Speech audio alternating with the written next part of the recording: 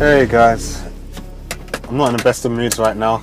I spent about 30 minutes filming this video already, and it turned out that my microphone wasn't recording properly, so I just got a whole load of crackling.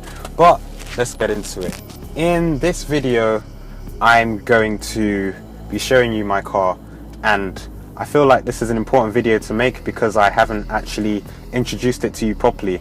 I've done the video of me wrapping my interior and fitting rear lights to the car, but I haven't actually shown you the car and introduced you to it. So that's what I'm going to do in this video, and I'm also going to talk to you about what I like and I don't like about it and my general thoughts of it. So let's get going.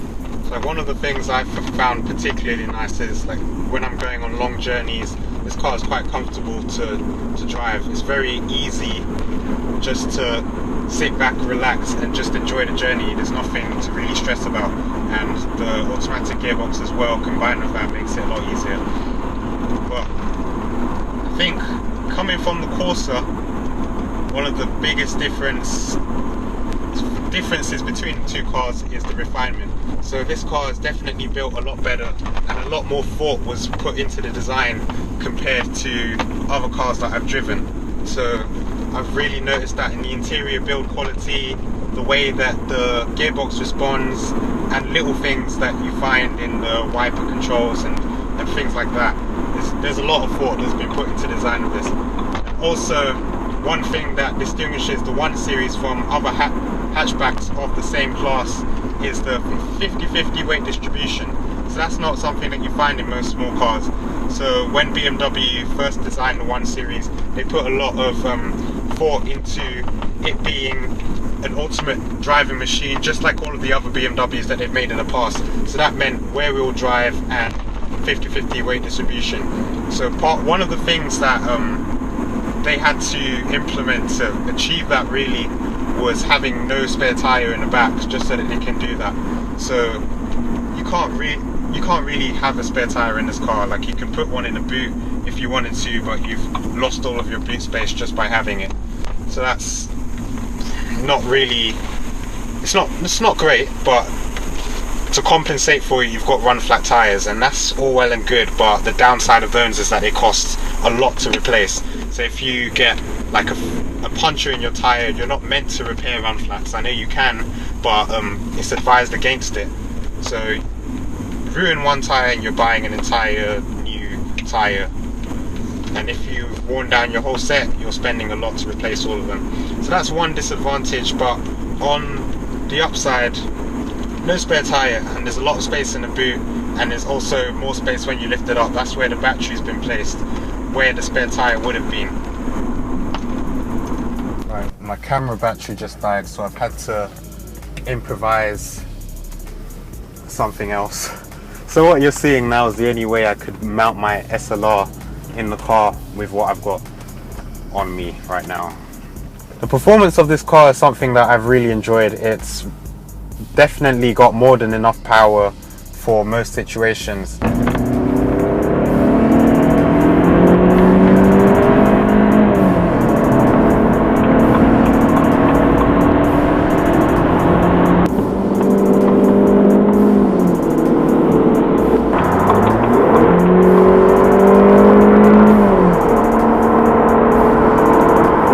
And it drives pretty well. It's really comfortable on the motorways, especially. Like, it can cruise along at motorway speeds pretty much effortlessly. And that's what should be expected of a car with a 2-litre engine. So my Corsa was a 1.2, and when you're doing 70 miles an hour in that car, it wasn't exactly struggling, but you could tell it wasn't an easy ride. Whereas with this, it's completely different. So that's something that I like about it.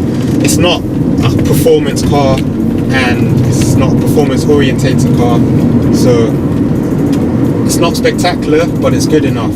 And most of my driving is in London, in traffic and situations like this, just starting and stopping and going about my daily business from home to work and wherever I go on the weekend.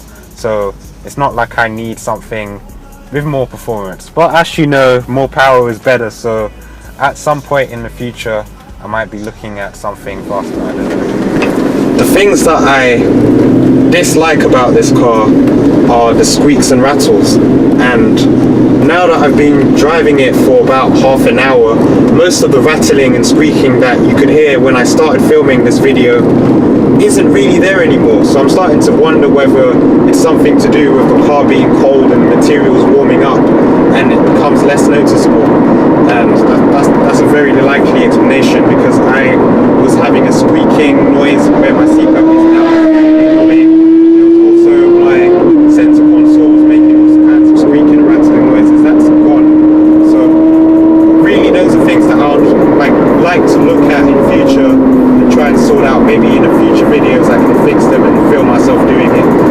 Another design flaw of this car is the A-pillars, and I know this was fixed in future versions of the 1 Series, but A-pillars make a really squeaky noise, and it's really not nice to listen to when you're driving over cobbled roads or going over speed bumps. You can hear it and it's not nice. Another thing that I don't really like about this car is the fact that there's no sat-nav, and I can't really fault the car because of that. I know it's an option, but it would have been nice to have that maybe as standard iDrive system to come with my car, but I'm not missing it too much. I use Waze for most of my navigation, and for my music I've got a Bluetooth adapter down here that just plugs into the cigarette lighter and the aux socket in the car, so it's not a huge problem for me. So hopefully with this car I'll be able to make a lot more videos for this channel and film my journey with it, and it's not going to be a cheap one, I can put it that way.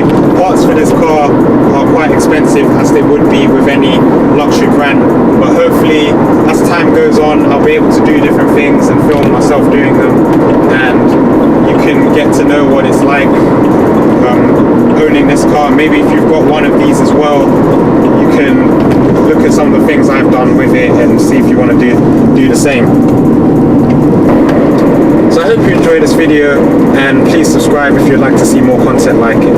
Peace.